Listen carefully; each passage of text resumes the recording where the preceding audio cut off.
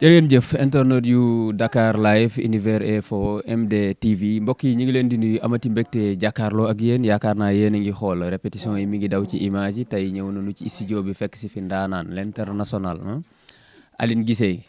ngeen xam ko yéen internet yi ngeen namm ko nag mu nekkoon Amérique mais ñëw wala defaat lu doy waar fii ci Sénégal ci répétition yi la ñu nekk mais bëgg nañu am ak moom benn waxtaan bu ndaw balay le 21 le 22 Aline ñi ngi lay nuyu bàyyi la nga nuyoo ak internet yi lay seetaan. waaw maa ngi fay Sénégal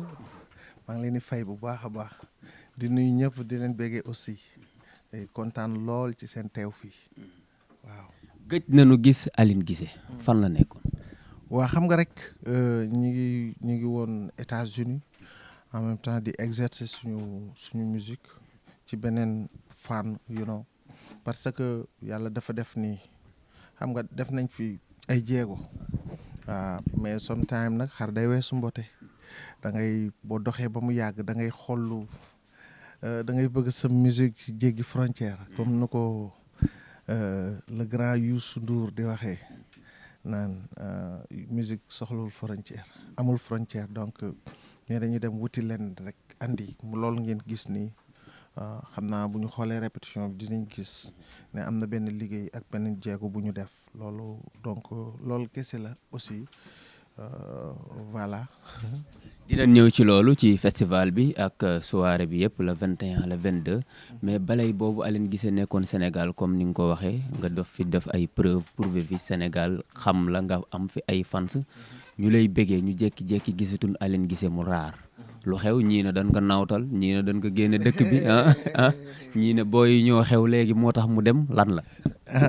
waaw xam nga nit moom mbir bu amee ku nekk sa xalaat rek ngay andi mais liñ naan li muy saf ka ko macca ko xam waaw nit ki nag moom li ngay dund yow rek yaa ko mën a wax mais ku la wax rek dafa sos wala ku xamul waaw nit nag bon jamono ji ñu toll ku nekk dafay juger ak ni ngay juger. mais man xam naa yàlla xam na parce que dama dem jàngi école des arts musique donc boo jàngi musique am na loo xamante ni aussi boo nekkee di ci exercer wu am benn parce que boo xoolee fii mbëkk mi man grand théâtre mbëkk mi laa ko tuddee waaw ana lu gën a rëy grand théâtre wala esplanade bi xanaa peut-être arena what I'm saying xam nga foofu ngay mën a yam mais dafa am loo xam ne boo bëggee aussi exercer sa musique il faut nga dem ci yeneen couleur il faut que musicien day sopp parce que boo xoolee la voix c'est un instrument waaw comme ni instrumentiste bi nu mu amee instrument yow sa voix instrument la war nga ko mën a développer ci yeneen genre musique donc nag loolu lañ dem di exercer jàng ko xam nga di ko def mais bon sama génn nag bon j'ai une famille waaw sama famille yëpp ñu ngi Amérique muy ñu dund préparer l'avenir des enfants ak yooyu mais yàlla dafa def ne nag bi ma demee aussi ma tase fa ak producteur bi ñuy liggéey bu rafet c'est la 3e fois ñuy ñëw Sénégal mais li ñuy ñëw yëpp dañuy ñëw liggéey li ñuy liggéey après jëlaat suñu avion dem buñ demee xam nga nekk di am parce que projet la parce que xam nga musique ñu bëri dañu comprendre damay xool du ma juger kenn mais nit da ngay am benn ligne de conduite dafa am vision booy am en tant que musicien vision boobu boo ko amee loolu moom la ñuy wax projet musique c'est par projet musique du tâtonner du taqale kii génnee lu bees xaaral ma daw génne lu bees kii du ma gën a kii li xaaral ma def buzz non musique boo amul liñ gis nga jàng bi ngay jàng tey jii nii boo jàngee droit doo ñëw jàng droit suba nga dem defi nekk docteur suba nga ñëw dem defi comptable mais da nga am fooy teg sa ligne am benn vision booy am mais tâtonner bi dafa bëri ak tamit kii concurrence bi waaw boo xoolee concurrence li mu mën a andi ci carrière musicien dafa bari concurrence mën na la sànq waaw parce que temps bi ngay dépenser pour kii def na xaar ma def lu gën a garaaw boobu yaa ngi wuti sax loo amul parce que kooku mën naa yor loo yorul donc musique da ngay am sa objectif rek comprendre ku nekk chaque son tour c'est le coiffeur waaw nit ki mën na xew mais bul ne dafa xew rek man il faut ma xew waaw nangam mais bàyyi ko mu dem yow demal parce que fii nii musique da ngay dem down di dem up sometime di dem down di dem up mook football bee yem am na benn instant Sadio Mané demul Coupe d'Afrique il était blessé yàlla moo dogal loolu noonu la musique tamit demee mais du xëccoo du xiiro du ŋaayoo. li nga bëgg a wax mooy Aline dafa teg plan de carrière am mais pas mu dugg ci ndax buzz woykat bi fël na ñi ngi coow kii du créer buzz. dama lay laaj tey ñun ñëpp mën a saaga ñëpp mën a wax lu ñaaw fii tey boo bëggee suba Sénégal yëpp déglu la xëy rek di dagg wala ngay xorom kooku noonu nekkoon Amérique nu mu tudd waaw ngay xëy di xorom rek ñëpp dañu lay dégg mais dafa am ñaari façon siiw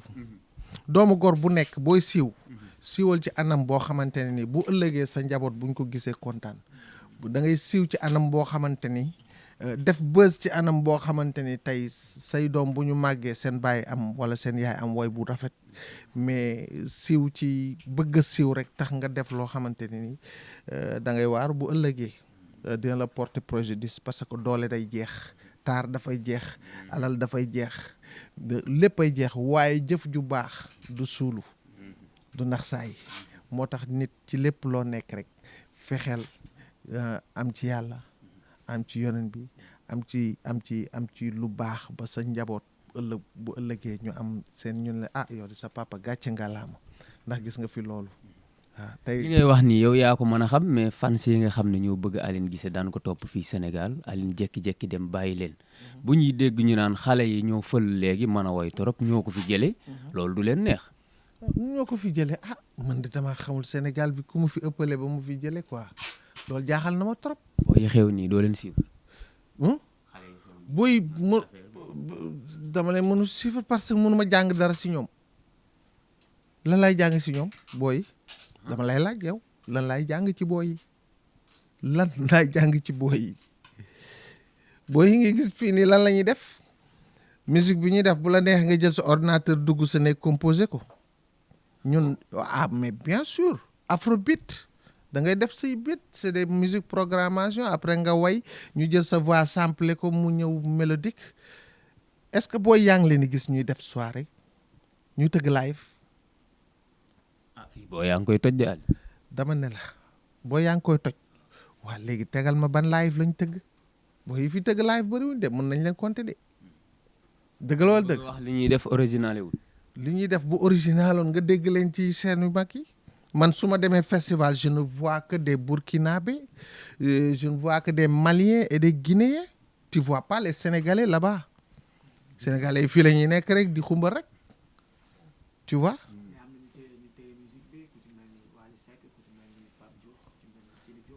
léegi Wally laaj ko moom buy tëggi ay festival lan lay tëggi xam nga nit lépp looy wax rek da nga koy gëstu man damay seetaan Wally damay seetaan Pape Diouf leur album international damay seetaan Youssou Ndour dama leen di wax musicien bi gën a tourné fii actuellement mën naa ne c'est Cheikh Lo est-ce que Cheikh Lo yi waa Cheikh Lo booy boo leen laaj est-ce que ñu bëri xamuñu Cheikh Lo man Womex bi mu mujjee dem Espagne La Coruña avant Womex bi ma demoon ni Angleterre mais boo demee foo toll poste Cheikh Lo ngay gis yes man nga gis am na yeneen sénégalais yoo xam ne ñi ngi exercer wu ci musique monde bi te Sénégal xamuñu leen. mais ñetti icônes yooyu noonu ñu la tuddee léegi boo doon apprécier seen style musical. ndax gis nga ne seen musique bi dina mën a yegg à l'échelle internationale. mais bien sûr Wally way kese lay def Wally deful leneen lu dul way lu ma soxla ci moom du ne sama booy la man ak magam Laminaar ñoo doon ànd. du ko manqué. nee ko gàcce ngalaam rek manqué kay man gisuma ko xam nga man quand je regarde bu may xool lu positif laay xool man du ma xool lu négatif ci nit. xam naa li mu bëgg a wax comme mu mel comme ni Aline Guissé mel wala Cheikh Lo ci international bi. man melaguma nee na de damay raam rek dem il est très connu. Wally, je le vois, il fréquente les grands talents. Donc c'est pas man kooku awma dara te bon sérieusement nag dama focusul ci ay carrière kenn tamit nag pour toog fii naan diw lii wala lii mais li may dégg man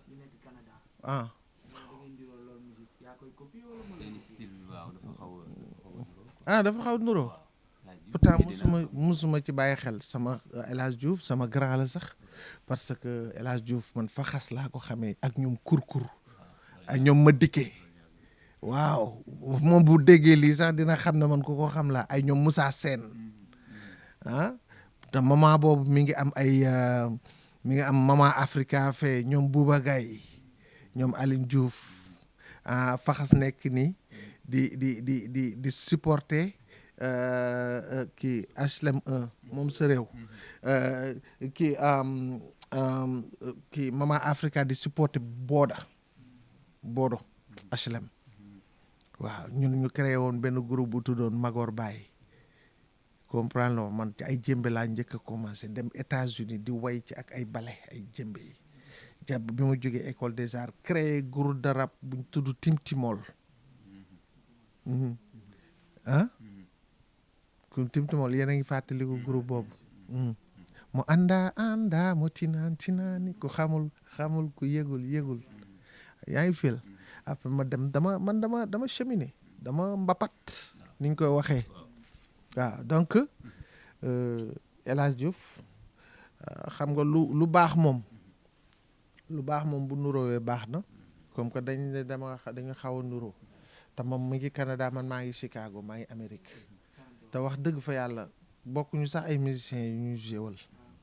comprendre ba ku ko apprécier la ay morceaux yëpp a ngi sama kii dama koy déglu j'aime bien sa musique am na yu mu def ak même dernier album def na ak kii ak Ousmane Gangué quelqu'un que j'aime bien Ousmane Gangué sama waay waaw mi ngi noonu. beneen question bi mooy daanele Aliou Guissé lan moo ko manqué de telle sorte que Sénégalais yi découvrir talent yam parce que bu ñu déggee li nga répété fii ñëpp dinañ xam ne Aliou Guissé il a une voix d'or il chante bien et il a une présence scénique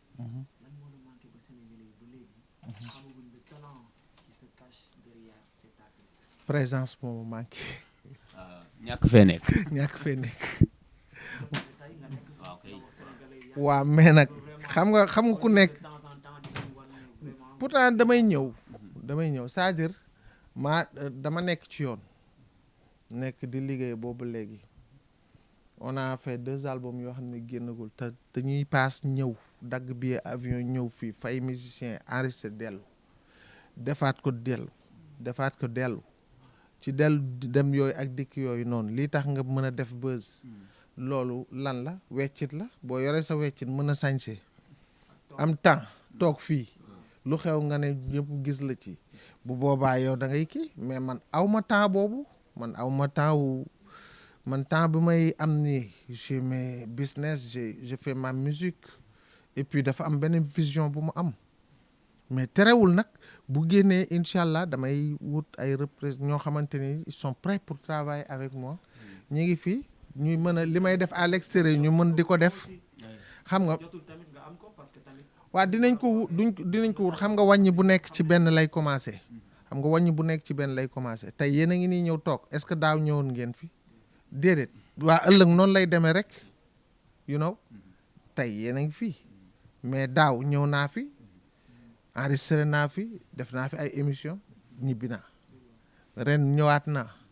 mais ñëw ci domaine boo xamante ni c'est domaine professionnel de vacances du lenn mais musique moo ma fi andi te ni ma musique jëlee te li ma andi fii Angleterre la ma jëlee andi ma fii toogu ma fii Sénégal ñaata musiciens ñoo fi nekk lu tax ñu tànn ma Angleterre mu jóge États-Unis ñëw fii xam nga loo gis rek dafa am yoon waaw nànk la rek dina ñëw. ñu jëm ci festival bi. gis nañu répétition bi internautes yi ñu koy seetaan lan la ñu mën a xaar ci lu Aliou Guissé di indil fans yi ak ñi mu àndal jóge bitim réew. waaw festival bi li ñu andi moom mooy li ñu liggéey rek nit moom mënul tari lu mu jàngul ak lu mu liggéeyul bon mais festival bi dinaa ci wax parce que dafa am importance parce que ñun mën naa ne lii DMX bi Dakar Music Explo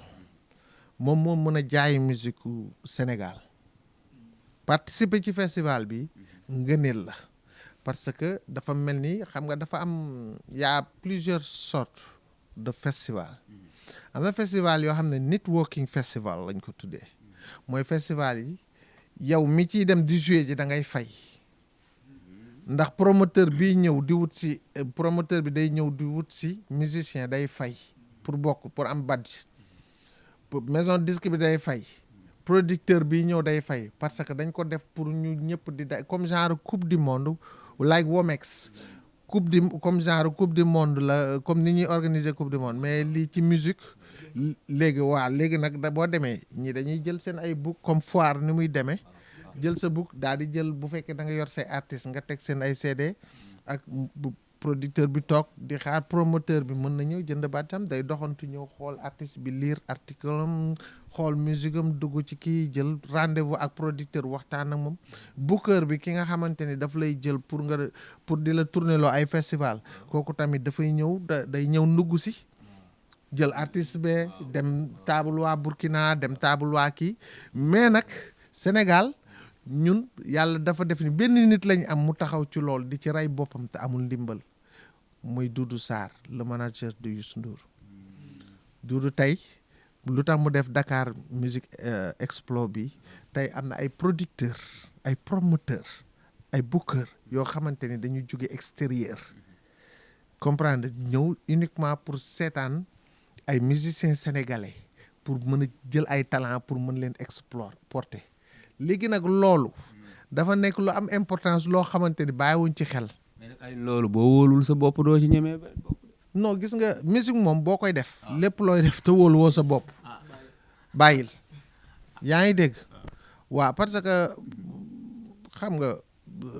xam naa lu muy gën a dem au fur et à mesure sénégalais dinañ gën a comprendre parce que tey kum ci woowoon ne la kaay tëgg festival nga ne ko ñaata nga may fay. te or que yow boo demee pour nga dem Womex wala nga dem APAP New York da ngay fay comprendre lu ma da ngay fay pour dem ba pare da ngay fay ba pare dugal say dossier dugal say vidéo ndax dinañ la jël wala duñ la jël. dinañ la mais loolu day fekk ci ñi nga xam ne ñoom jàpp nañ ne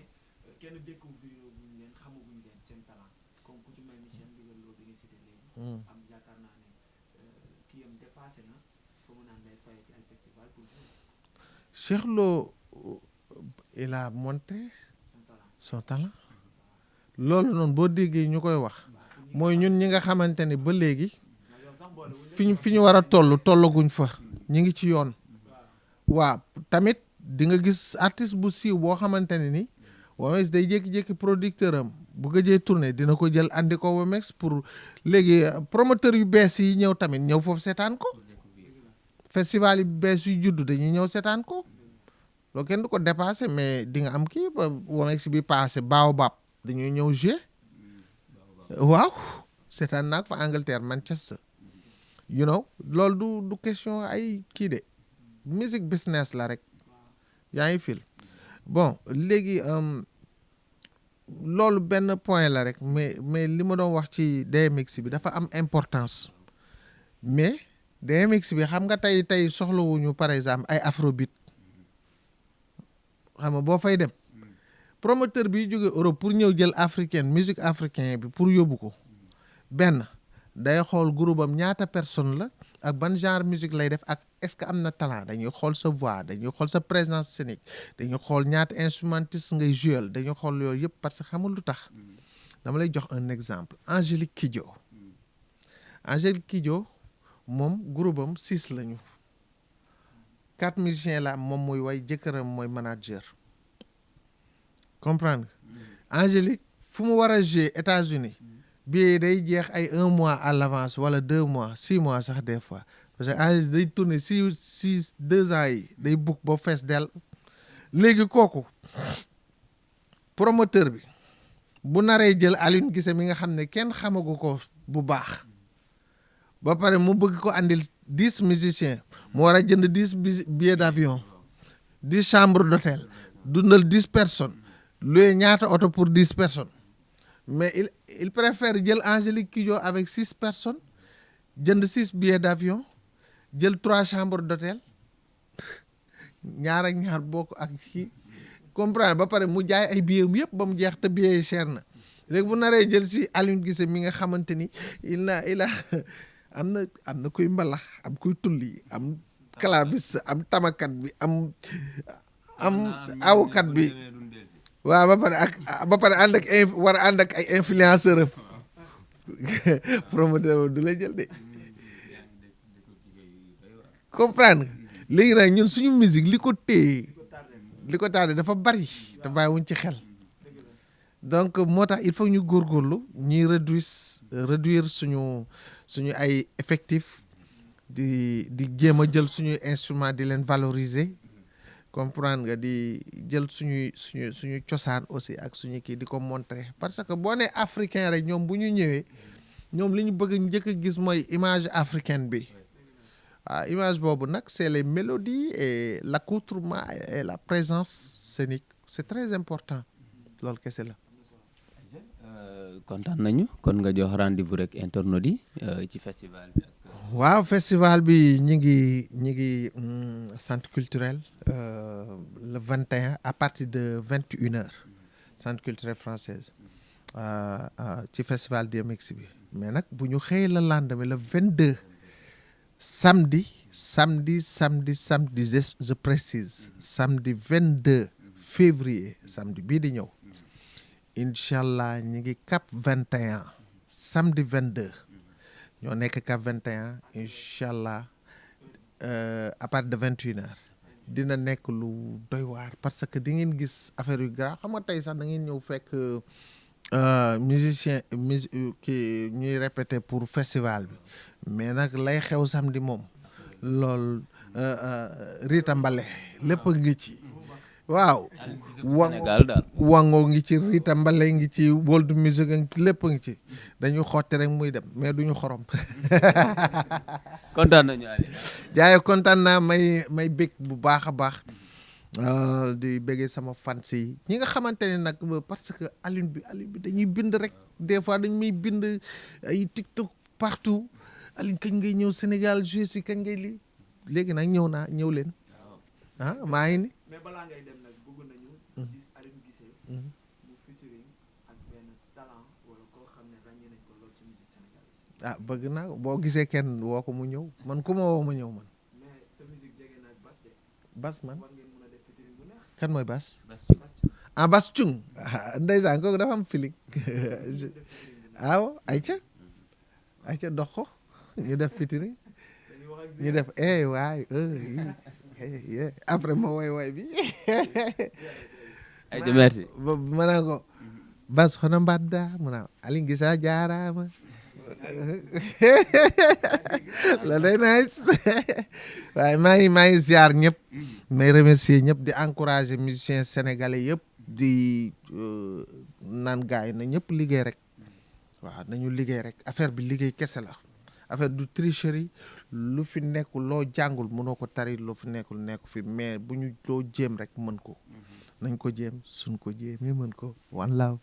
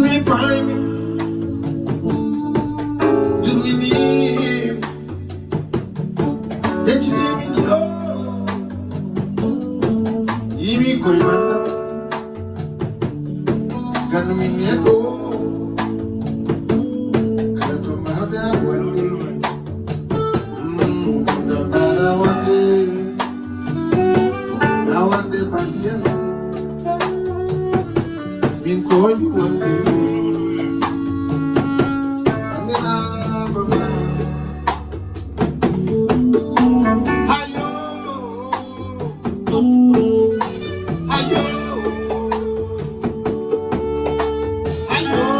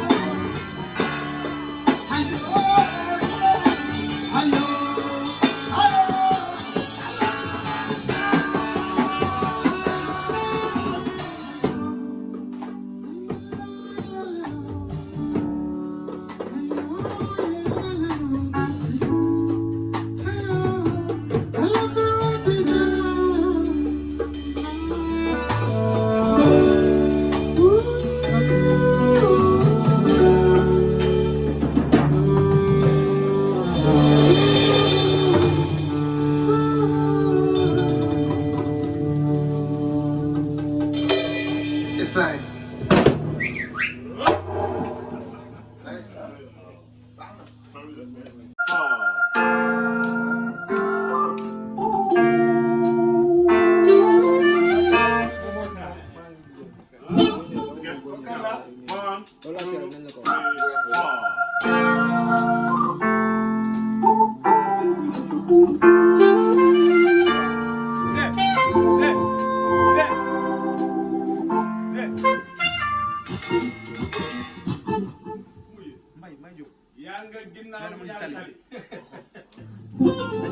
more time. One more time.